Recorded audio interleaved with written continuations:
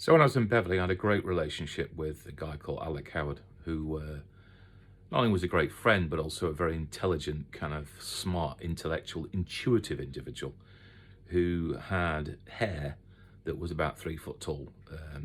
So when he put his big chef's hat on, he looked quite fine. When he took his chef's hat off, underneath there was a whole pile of hair that was all kind of wrapped up in layered.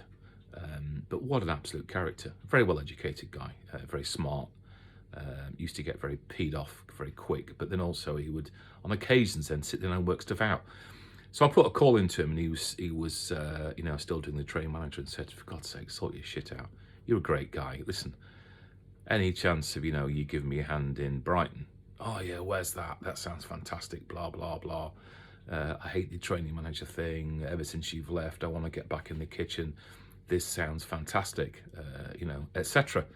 Which was music to my ears. And then, I had a meeting with the management of the hotel and how we're going to run this thing and what's the plan. And they're going to get another exec chef, another head chef, but etc. And then, it was a tough thing. And then I think a day later, I got a phone call back from Alex saying, "I'll be there in 2 days. I've got some holiday owing and I don't want to kind of continue with a management course. I want to be down there. It sounds fantastic. I'll be there." So within no time, I'd scribbled out some kind of structure, and I had this Sammy Agawis guy who was the financial controller that had been seconded into training management, wittering at me about invoices and paperwork and where's this and we should do stock take and wow. And it all kind of was like, please, I want to just, how the hell do we manage to cook? How can we serve customers when there's so much pressure on regards timesheets and bloody, what the kitchen porters are doing, and the whole thing was, it was really kind of intense. And I thought, well, open, precision, planning, strategy, big words nowadays. But for whatever in those days, you thought, well, this is called sort my shit out. What we're going to do and how's it going to be? Because everybody was kind of looking at me. And I used to go in the office and shut the door and think, fuck, I need to be out of here. I can't. This is not what I'm about. I came here to be developed and to work and create with food and learn, not to be stitched up with this big, horrible beast of a job. What are we going to do? How's it going to be? This feels like nightmare. No exec chef, no head chef and a sous chef, and then another couple of chefs went, "Oh, we're not going to go and work for him," and you find out they were. Because, of course, the chef went to another job and then he started ringing people up. So whenever the phone went, because in those days there was no mobiles, But, I remember once or twice, going to have a look at the Sundial at Hermondsey, which was a lovely kind of little restaurant. And then also Ockendene Manor, that was beautiful. And then Gravetie, wow.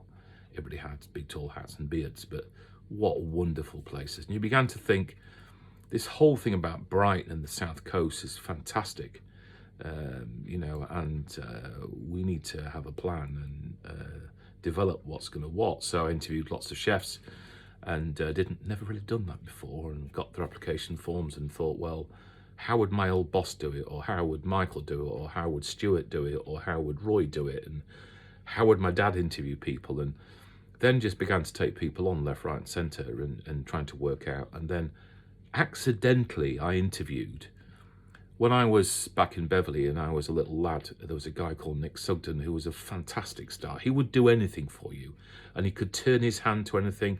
The great thing about Nick was, if you didn't know anything, he would say, "I've no effing idea how the hell I do that. What do I do? Show me." And he was quite a few years older than me. And he suddenly turned up for an interview with a piece of paper, grinning, saying, "JBS, I'm here." They didn't used to call me JBS in those days, but he said, "What can I do? Anything you want."